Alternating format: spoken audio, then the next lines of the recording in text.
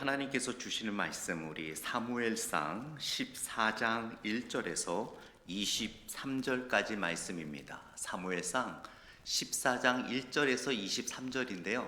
너무 길어서 읽다 보면 시간이 다 지날 것 같아서 우리 그 공동체 성경 읽기로 우리가 보고 들으며 본문을 읽고 듣도록 하겠습니다. 우리 14장 1절에서 23절입니다. 제14장.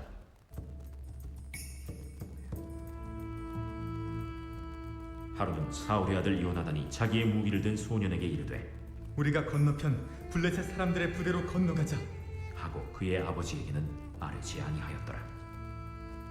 사울이 기브와 변두리 미그론에 있는 석류나무 아래에 머물렀고 함께한 백성은 600명 가량이며 아히야는 에봇을 입고 거기 있었으니 그는 이가봇의 형제 아히두베의 아들이요 비느하스의 손자요 실로에서 여호와의 제사장이 되었던 엘리의 증손이었더라.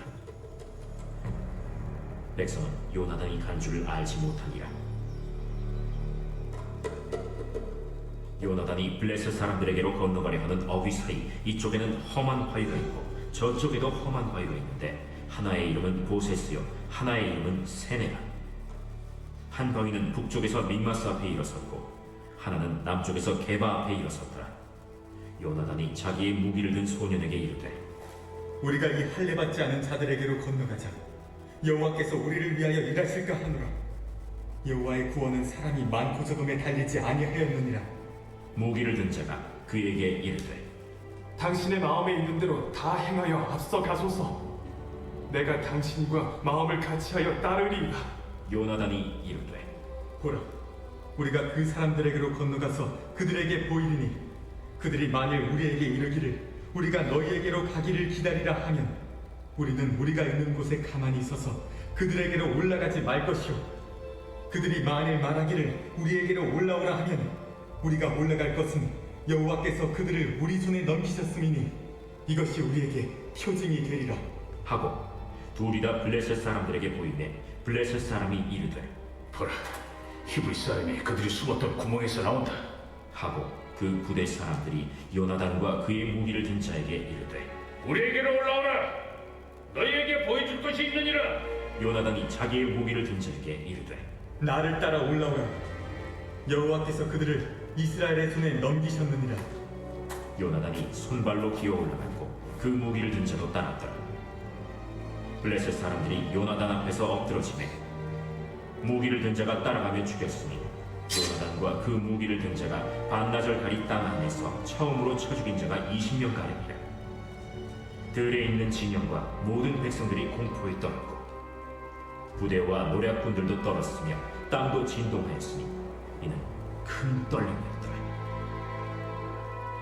베냐민 기브아에 있는 사울의 파수꾼이 바라본즉 허다한 블레셋 사람들이 무너져 이리저리 흩어지더라. 사울이 자기와 함께한 백성에게 이르되 우리에게서 누가 나갔는지 점호하여 보라. 점호한즉 요나단과 그의 무기를 든 자가 없어졌더라. 사울이 아히야에게 이르되 하나님의 괴를 이리로 가져오라. 그때 하나님의 괴가 이스라엘 자손과 함께 있음이니라. 사울이 제사장에게 말할 때 블레셋 사람들의 진영에 소동이 점점 더한지라. 사울이 제사장에게 이르되 내 손을 거두라. 사울과 그와 함께한 모든 백성이 모여 전장에 가서 본즉 블레셋 사람들이 각각 칼로 자기의 동무들을 치므로 크게 혼란하였더라. 전에 블레셋 사람들과 함께하던 히브리 사람이 사방에서 블레셋 사람들과 함께 진영에 들어갔더니 그들이 돌이켜 사울과 요나단과 함께한 이스라엘 사람들과 합하였고 에브라임 산지에 숨었던 이스라엘 모든 사람도 블레셋 사람들이 도망함을 듣고 싸우러 나와서 그들을 추격하였더라. 여호와께서 그 나라의 이스라엘을 구원하심으로 전쟁이 벳아웬을 지나니라. 아멘. 이 나라의 이스라엘 네, 백성들이 여기까지입니다. 이는 네. 사울이 백성에게 맹세시켜 여기까지 사무엘상 14장 1절에서 23절까지 말씀이었습니다. 잠시 기도하고 하나님의 말씀 나누겠습니다. 하나님 아버지 감사합니다. 오늘 말씀을 통하여 우리 각자에게 필요한 말씀으로 위로하여 주시고 또 길을 보여주시고 치유하여 주시옵소서. 예수님 이름으로 기도드렸습니다. 아멘. 같은 일이라도 어떻게 선택하느냐에 따라 결과가 달라지는 것 같습니다. 우리가 배가 고플 때 음식을 선택하더라도 어떤 음식을 선택하느냐에 따라 같은 입으로 들어가지만 결과는 다른 경우가 많이 있죠. 오늘 본문이 바로 그렇습니다. 13장에 이어 14장까지 이스라엘은 블레셋과 함께 전쟁을 치르고 있습니다. 그런데 너무나 다른 모습이 같은 이스라엘이 같은 적인 블레셋과 싸우지만 13장에서의 결과와 14장에서의 결과는 전혀 다른 것을 보게 됩니다. 다른 사람도 아닙니다. 다른 것도 아닙니다. 같은 사람, 같은 적을 두고 싸웠는데 전혀 다른 결과가 나온 것을 보게 됩니다. 그래서 저는 오늘 본문을 통해서 같은 전쟁, 또 다른 선택이라는 제목으로 어떻게 같은 전쟁에서 다른 결과가 나올 수 있는지, 어떤 선택이 있었기에 다른 결과가 나올 수 있었는지에 대해서 함께 말씀을 나누며 우리들의 신앙생활과 우리들의 삶 속에서도 여러 가지 환경 속에서 우리가 선택을 할 때 어떤 선택을 해야 하나님이 기뻐하시는 좋은 결과를 얻을 수 있는지 오늘 본문을 통해 함께 나누기를 원합니다. 14장을 우리가 이해하기 위해서는 그 앞에 13장의 배경을 잠시 이해할 필요가 있습니다. 사도 사무엘이 사울을 기름 부어주고 이제 이스라엘의 왕이 되었죠. 그리고 사울이 이제 왕으로서 통치를 하려고 할 때 사울은 가장 먼저 생각했던 것이 있습니다. 내가 이 이스라엘의 왕인데 철저한 군사력과 힘에 관심을 갖게 되었죠. 그런데 여러분, 사무엘이 사울에게 기름을 부을 때 뭐라고 얘기했는지 기억하십니까? 사울, 당신의 눈은 꼭 하나님을 향하고 있어야 하오. 하나님의 말씀에 귀를 기울이고 하나님의 뜻에 귀를 기울이시오. 절대로 세상을 보지 말고 세상의 눈을 돌리지 마시오. 그러면 하나님께서 당신에게 놀라운 축복과 은혜를 주실 것이며 당신의 왕권은 놀랍도록 은혜로 충만하게 될 것이오라고 분명히 이야기를 했습니다. 그런데 사울이 왕이 되고 보니까 어떻습니까? 야, 이거 괜찮은데? 진짜 왕이 되니까 화려한 궁궐과 모든 사람들이 전하하고 하니까 기세가 등등해진 거예요. 그 순간 어떻게 됐어요? 사울의 눈은 사무엘이 신신당부했던 하나님을 바라보세요라고 했지만 사울의 눈은 어느덧 자신을 바라보게 되고 주변을 바라보게 됩니다. 주변에 있는 왕들을 바라보게 되고 주변에 있는 이방 나라들을 바라보면서 블레셋을 보게 된 거죠. 우와, 블레셋의 군사를 봐라, 대단한데 나도 저런 군사를 갖게 되어야지. 가장 먼저 하나님 앞에 헌신하고 신실함을 증명해야 될 사울은 무엇을 가장 먼저 신경을 썼냐면 자신의 군사력이었습니다. 그래서 13장 초반부에 보면 어떤 일을 가장 먼저 했어요? 하나님 앞에 자기 자신을 내어놓고 드리는 헌신적인 신앙생활보다는 3,000명의 정예 부대를 만듭니다. 그리고 이 정도면 블레셋을 공격을 해도 끄떡 없겠다라는 생각을 하게 되죠. 군대를 편성하고 블레셋 수비수를 공격을 합니다. 그때 블레셋이 다시 반격을 하게 되죠. 어떻게 됐습니까? 블레셋의 압도적인 군사력에 사울과 모든 군사들은 도망가게 됩니다. 사울은 그 곳갓 3,000명이었지만 블레셋은 3,000대의 전차 전력, 그리고 기마병만 6,000명, 그리고 군사들의 숫자는요 모래알같이 많아갖고 셀 수도 없었어요. 그런 세상의 대표적인 블레셋을 사울이 어떻게 이기려고 했습니까? 세상적인 방법으로 이기려 했던 거예요. 여러분, 세상은 세상적인 방법으로 이기는 게 아닙니다. 세상은 하나님의 방법으로 이기는 거예요. 사울은 13장에서 전혀 다른 잘못된 선택을 했어요. 세상을 세상적인 방법으로 이기려고 했습니다. 더 강한 세상, 세상보다 더 강하게, 세상보다 더 크게, 세상보다 더 멋지게. 그러나 사울에게 다가온 것은 철저한 패배였습니다. 여러분, 세상은 세상적인 방법으로 이기는 것이 아닙니다. 우리 크리스천들은 세상은 하나님의 방법으로, 믿음으로 나아가고 믿음으로 접근하고 신앙으로 무기로 삼을 때 우리는 세상을 이길 수 있는 거예요. 그런 상황 속에서 이제 사울과 모든 군사들은 패배의식에 젖어서 모든 것을 놓고 있었어요. 이제 어떡하지?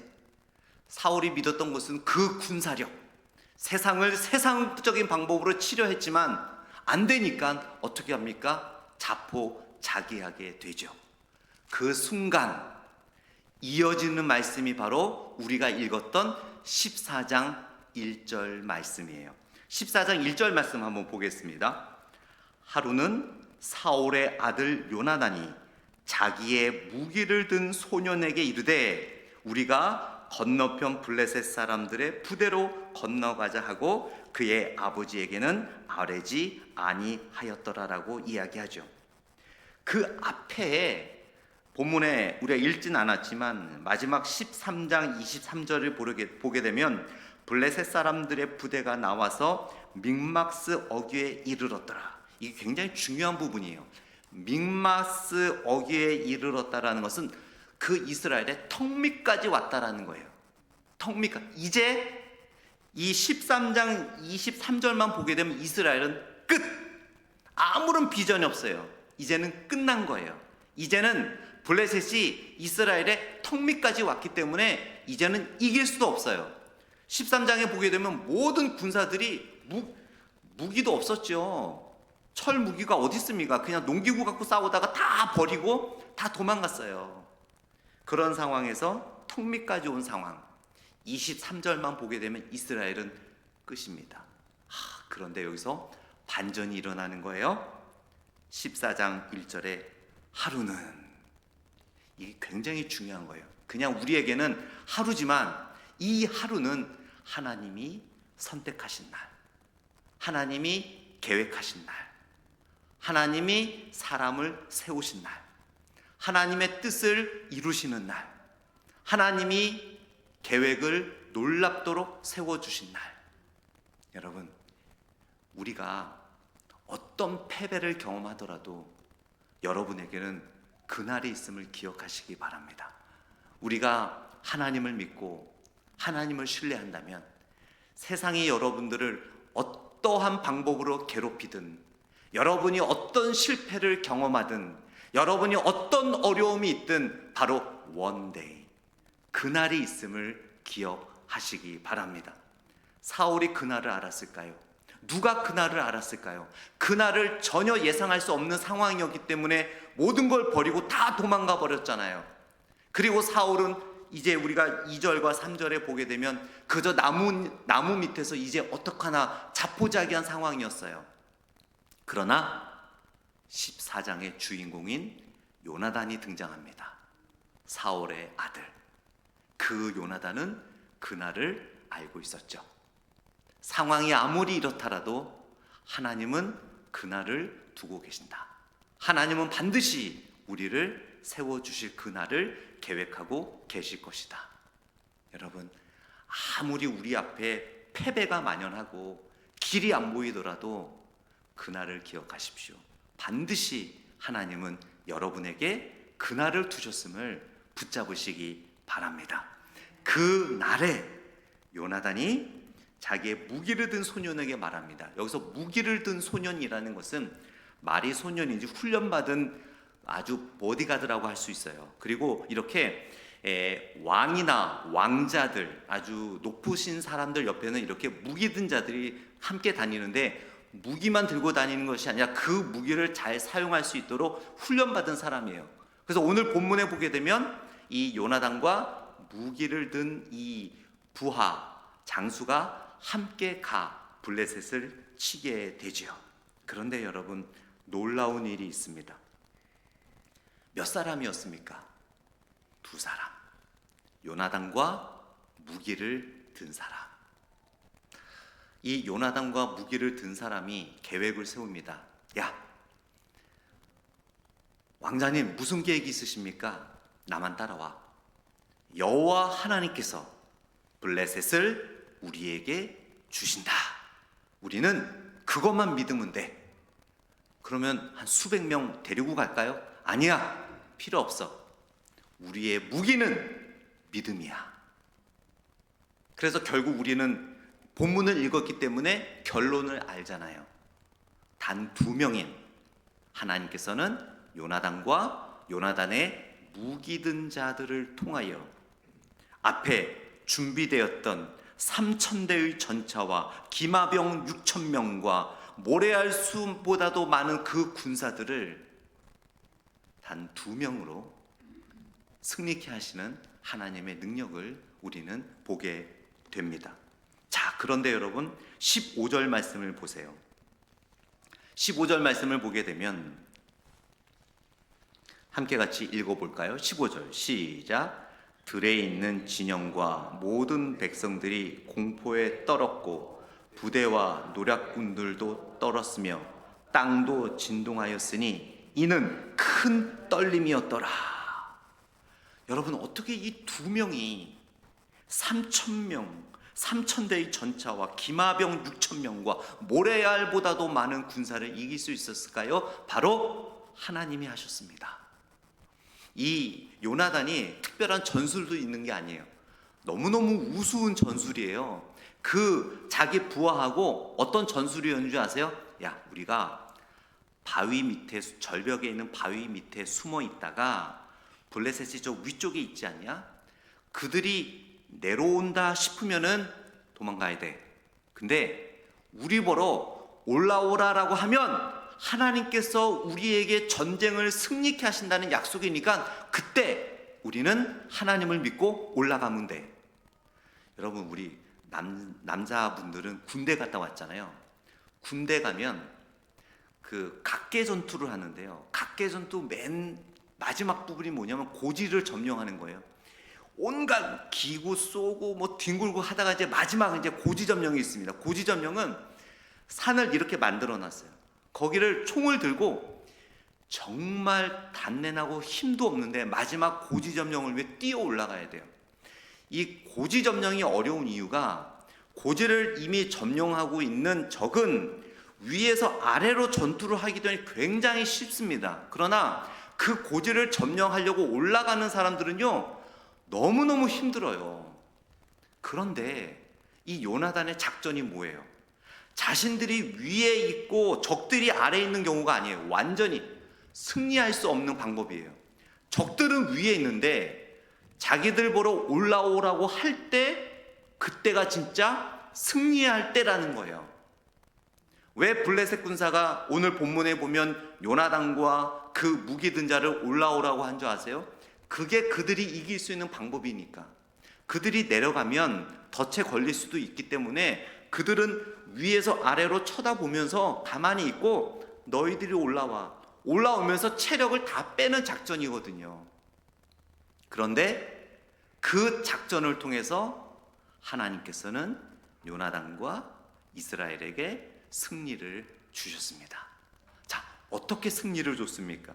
15절에 보니까 들에 있는 진영과 모든 백성들이 공포에 떨었고, 성경에는 구체적으로 그 3,000대의 전차와 기마병 6,000명과 모래알 같은 군사들이 무엇을 보고 무엇을 들었기 때문에 공포에 떨었는지에 대해서 성경은 자세하게 말하지 않아요. 그러나 많은 구약 학자들이 이 부분을 연구하면서 이렇게 생각합니다. 2명이 이렇게 용감묵상하게 밑에서부터 위로 올라와 그 13절에 보게 되면 요나단의 무기 든 자가, 부하 장수가 다 사람을 죽이며 올라오거든요. 2사람이 이렇게 사람을 죽이며 올라오는 것을 보면서 블레셋 군사들이 우와, 얼마나 많은 군사들이 이 2사람 뒤를 쫓아오면은 이들이 이렇게 용감묵상하게 우리를 죽이며 침략할 수 있을까? 큰일 났다. 2사람의 군사력이 이 정도인데 뒤에 따라온 군사력은 얼마나 대단할까? 우리는 끝났어. 빨리 도망가자. 그게 가장 이해할 수 있는 합리적인 부분이라고 하는 거예요. 그 마음을 누가 주셨어요? 하나님이 주셨어요. 누구를 통해? 두 사람을 통해. 여러분, 하나님의 역사는 숫자에 달려있지 않아요. 하나님의 역사는 얼마나 화려하고 얼마나 많은 것을 갖고 있냐에 달려있지 않아요. 하나님의 역사는 믿음이 있는 사람 두 사람이면 충분합니다. 아니, 한 사람이면 충분합니다. 여러분이 한 사람이 믿음이 있다면 여러분 가정을 하나님께서 뒤집어 놓으실 믿습니다. 여러분 한 사람의 믿음이 있다면 여러분의 직장을 뒤집어 놓으실 줄 믿습니다. 여러분 한 분이 믿음이 있다면 우리 교회를 뒤집어 놓으실 줄 믿습니다. 여러분 한 분이 믿음이 있다면 여러분의 비즈니스를 하나님께서 뒤집어 놓으실 줄 믿습니다. 하나님에게는 세상은 3,000대의 전차와 기마병 6,000명과 모래알보다 많은 군사가 필요할지 몰라도 하나님에게는 믿음 있는 한 사람 여러분이면 충분합니다. 그러면서 어떤 일이 벌어졌습니까? 15절 보니까 땅이 진동했대요. 하나님께서 역사하시는 거죠. 땅이 진동합니다. 그러면서 또 얼마나 놀라운 일들이 벌어진 줄 아세요? 여러분 20절 말씀을 보세요. 20절 말씀 우리 한번 같이 읽어보겠습니다. 20절입니다. 시작.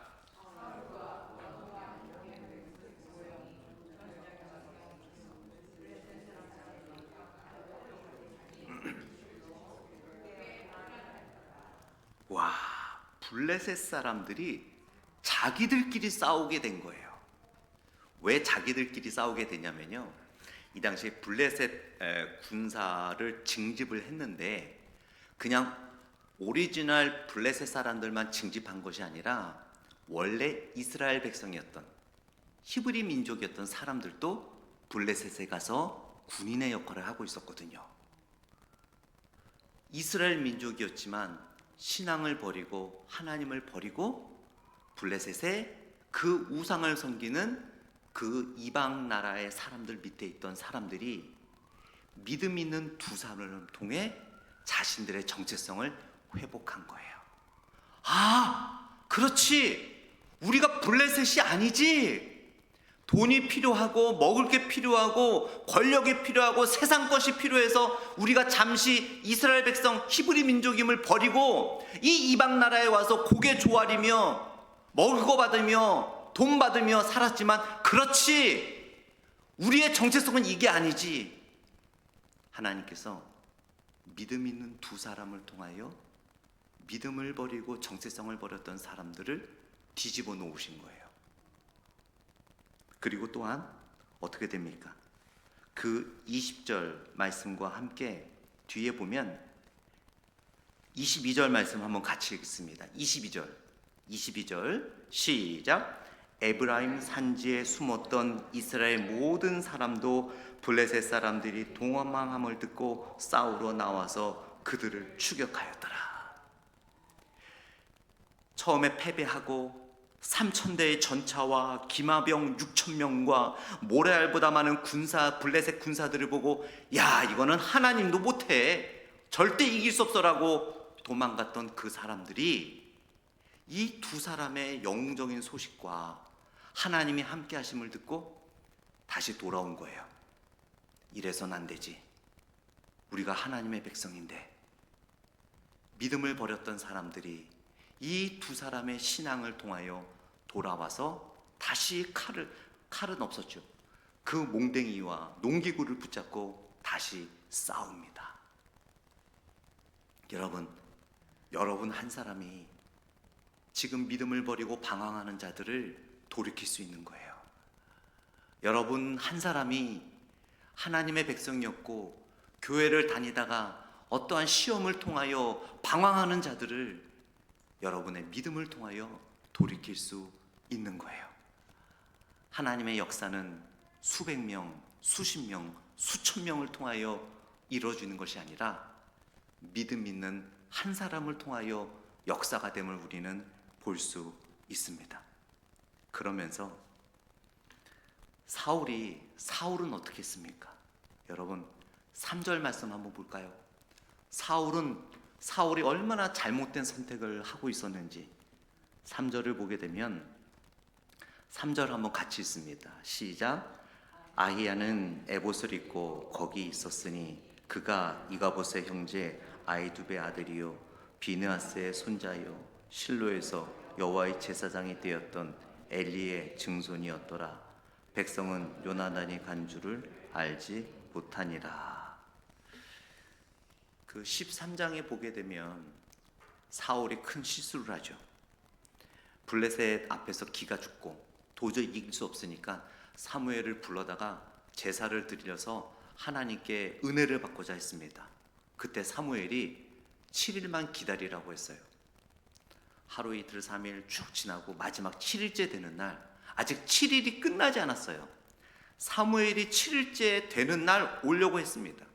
오고 있는 중이었어요. 거의 도착하기 전에 사울이 어떤 선택을 했는지 아세요?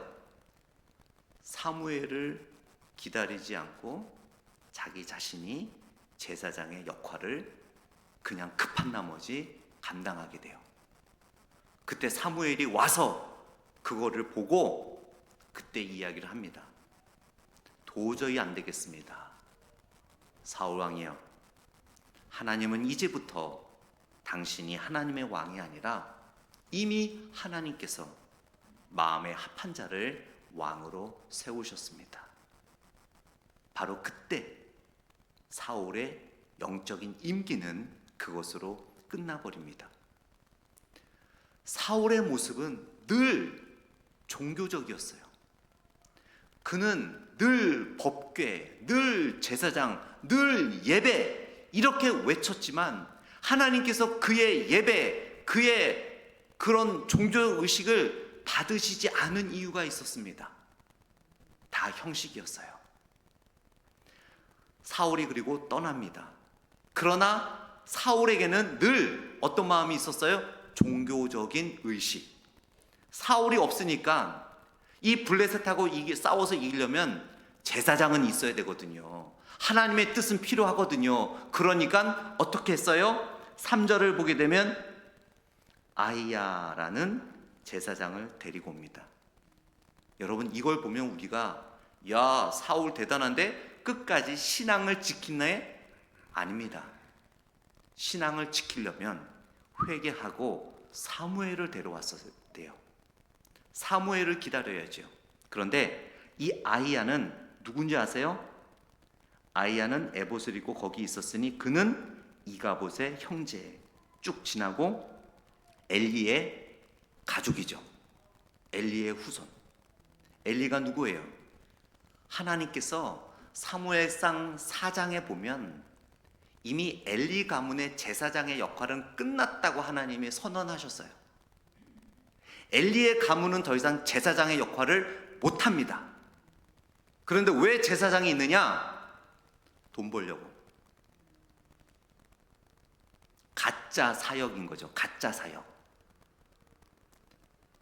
사울은 그걸 알았습니다. 그러나 사울의 마음은 늘 형식, 참된 신앙, 참된 순종, 참된 믿음이 아니라 늘 사울은 왕이 된 순간부터 눈을 하나님에게 돌리지 않고 형식, 외형, 참된 신앙이 아닌 종교 의식에 눈을 돌렸어요.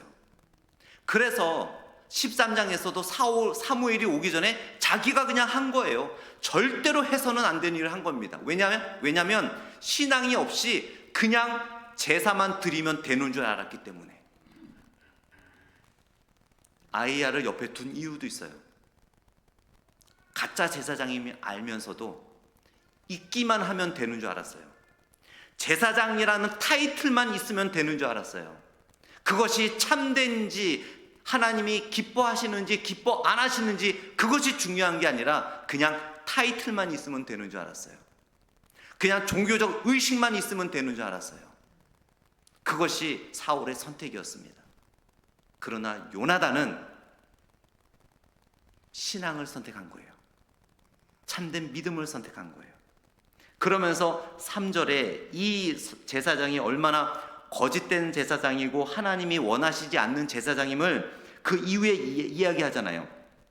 에봇을 입고 제사장 차림을 하고 있는 거예요. 그러나 그는 이가봇의 형제요. 여기서 이가봇이라고 이야기해요. 이 이가봇이 누구냐면요, 비느하스의 아들입니다.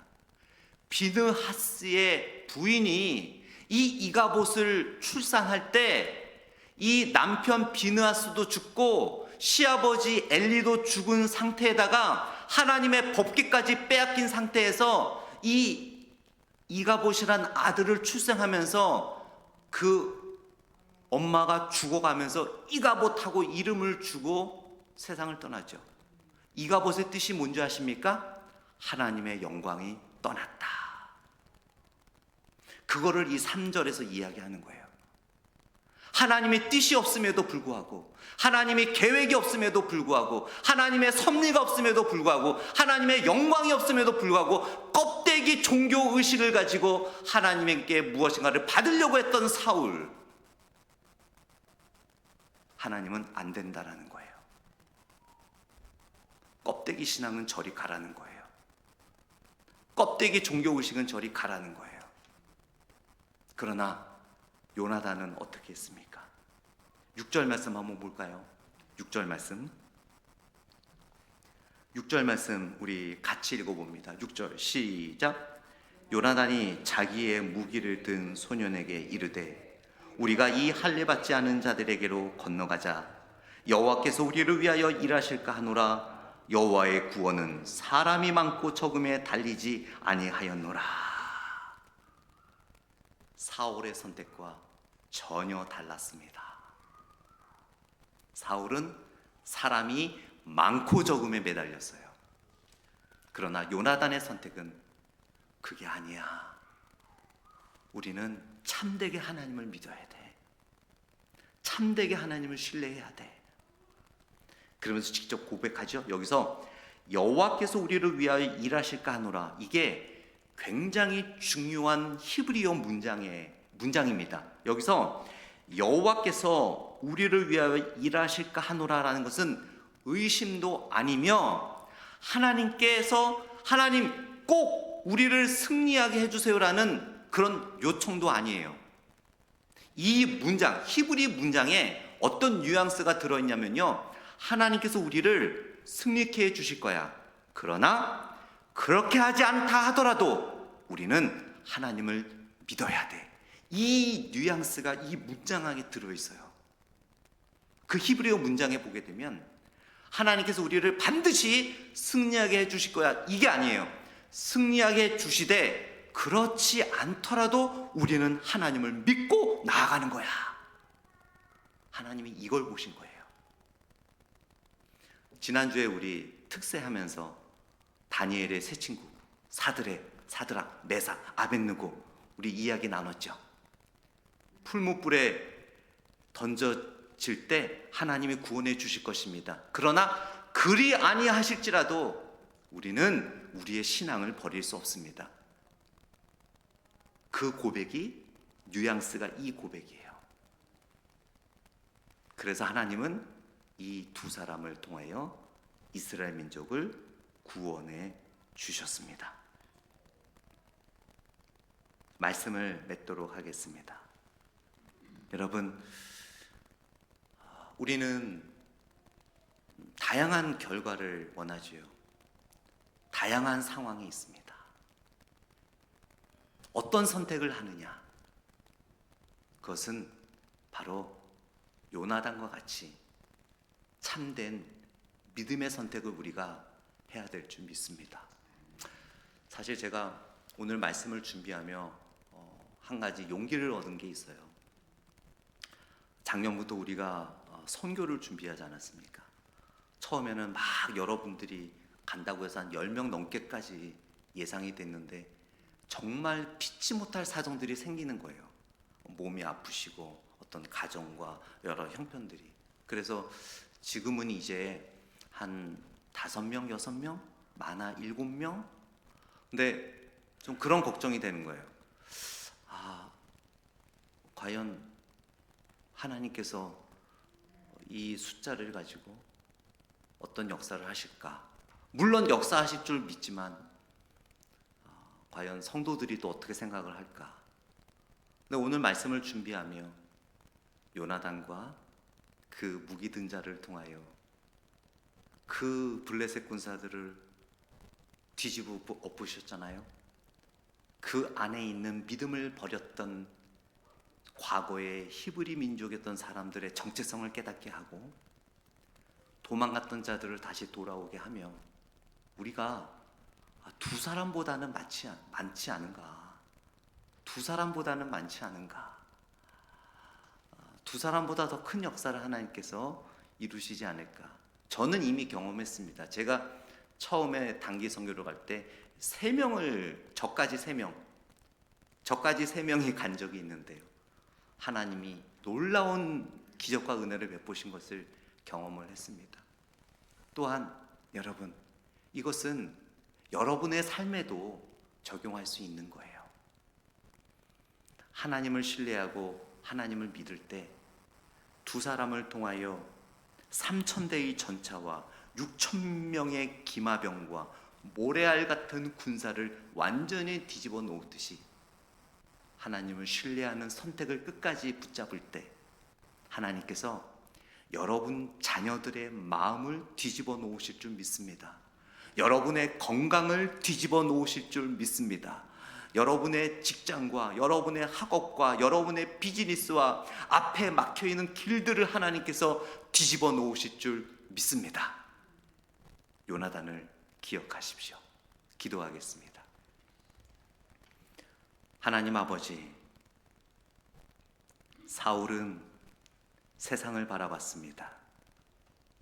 세상을 세상적인 방법으로 이기려고 했습니다. 그러나 결국 패배를 맛보았습니다.